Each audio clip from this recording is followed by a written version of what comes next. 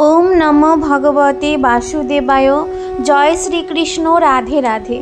बंधुरा आगामीकाल 28 भाद्र 14 सेप्टेम्बर शनिवार सम्पन्न होच्छे এই বছর 1431 বঙ্গাব্দ 2024 সালের পার্শ্ব পরিবর্তনী তথা পদ্মা একাদশী। যদিও এই একাদশী তিথি শুরু হচ্ছে আজ 27 ভাদ্র শুক্রবার সন্ধ্যা 5:39 থেকে এবং এই একাদশী তিথি থাকছে আগামীকাল 28 ভাদ্র শনিবার অপরাহ্ন অর্থাৎ বিকেল 4:33 পর্যন্ত। যেহেতু উদয় তিথি মেনে সমস্ত ব্রত এবং পূজা পার্বণগুলি সম্পন্ন হয়, তাই এই পার্শ্ব পরিবর্তনী একাদশী এই বছর আগামীকাল শনিবার দিন সম্পন্ন হচ্ছে। তাই যারা একাদশীর ব্রত করবেন এই বিষয়গুলি সম্পন্ন করবেন। পার্শ্ব পরিবর্তনী একাদশী পালনের সময় পড়েছে 5 সেপ্টেম্বর 29 ভাদ্র রবিবার সকাল 9:31 মধ্যে। বন্ধুরা, শাস্ত্র অনুসারে আষাঢ় মাসের শয়ন একাদশীতে ভগবান শ্রীবিষ্ণু যোগনিদ্রায় যান এবং নিদ্রা থেকে জেগে ওঠেন কার্তিক মাসের শুক্লপক্ষের একাদশীতে।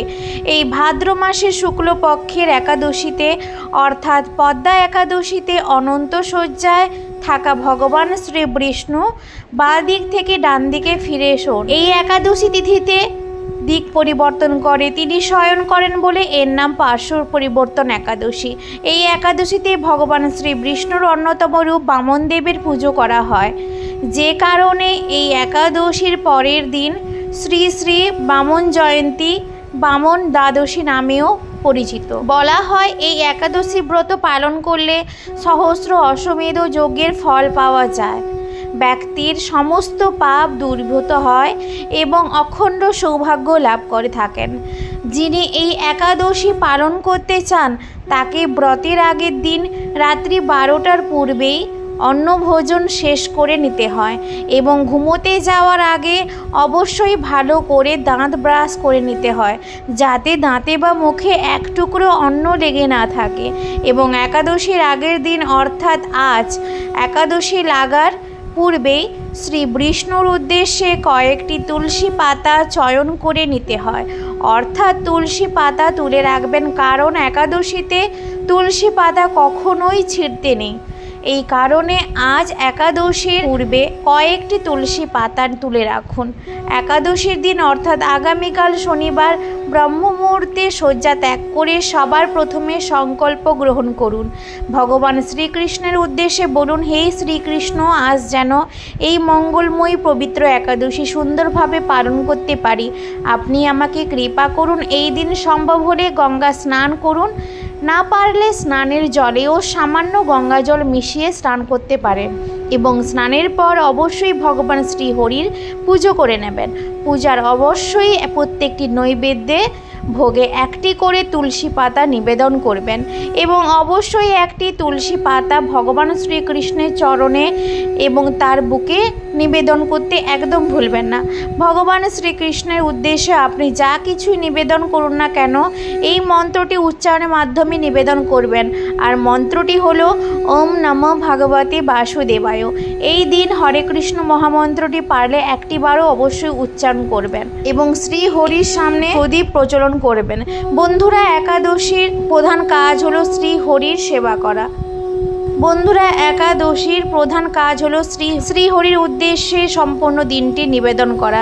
এই দিনে শ্রীহরি স্তবস্তুতি গীতা ভাগবত পাঠ ইত্যাদি যত বেশি করবেন ততই এই একাদশী সার্থক হবে।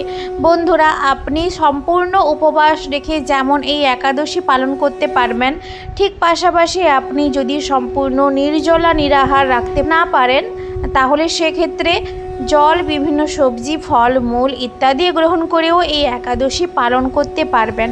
মনে রাখবেন, যারা একাদশী পালন করছেন তাদের এই দিন 5 প্রকার রবি শস্য গ্রহণ করতে নেই, আর তা হলো ধান জাতীয় যে কোনো প্রকার খাবার, গমের তৈরি খাবার, জব বা ভুট্টার তৈরি খাবার, ডালের তৈরি খাবার এবং সরিষা বা সয়াবিনের তেল।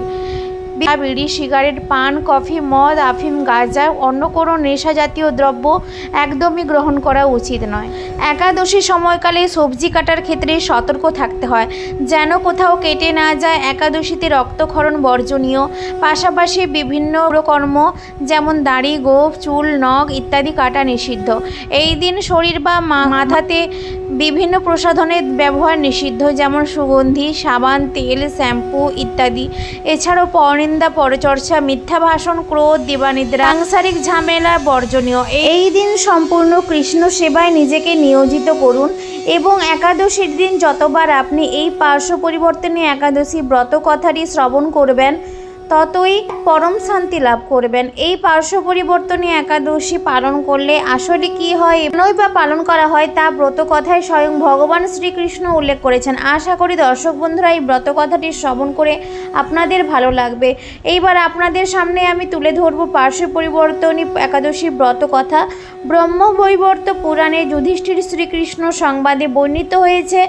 এই ব্রত কথা একদা মহারাজ যুধিষ্ঠির ভগবান শ্রীকৃষ্ণকে প্রশ্ন করলেন, হে কৃষ্ণ, এই ভাদ্র মাসের শুক্লপক্ষে একাদশীর নাম কি? এই ব্রত পালনের ফল কি? ভগবান শ্রীকৃষ্ণ বললেন, এই ব্রত পূর্ণ ফল প্রদায়নী, স্বর্গ ও মোক্ষদায়িনী। এর মাহাত্ম্য শ্রবণের সকল পাপ বিনষ্ট হয়। এই একাদশীকে পার্শ্ব একাদশীও বলা হয়। আবার এই একাদশীকে জয়ন্তী এবং পদ্মা একাদশীও বলা হয়।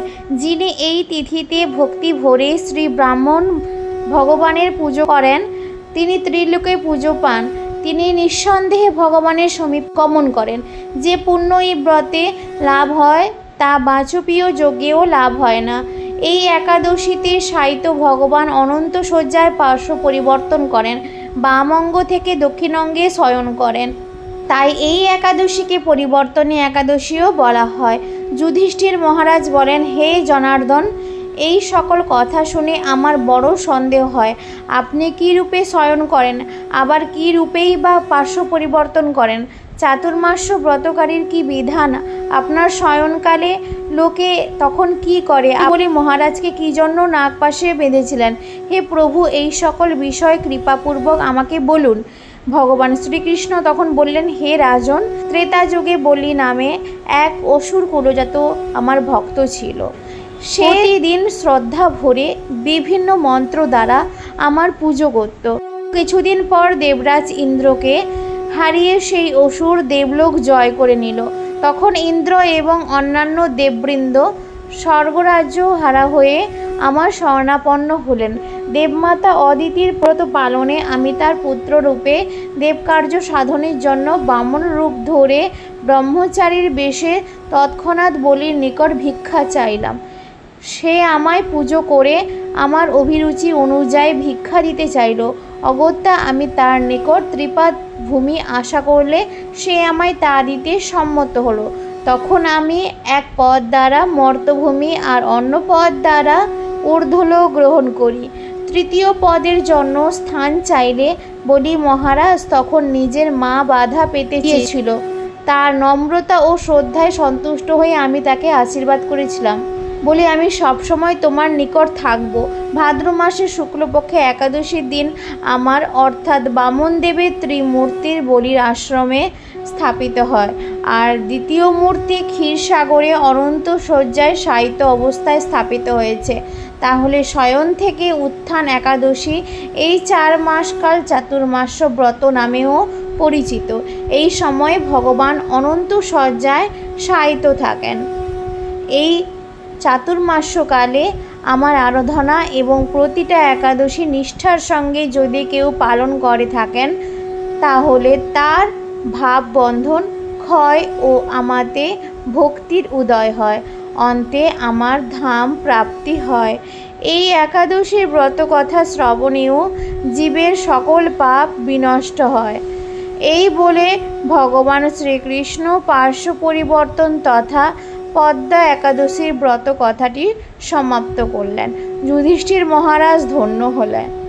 বন্ধুরা, যদি আমার ভিডিওটি ভালো লেগে থাকে অবশ্যই একটি লাইক, শেয়ার, কমেন্ট এবং সাবস্ক্রাইব করে দিয়ে যাবেন।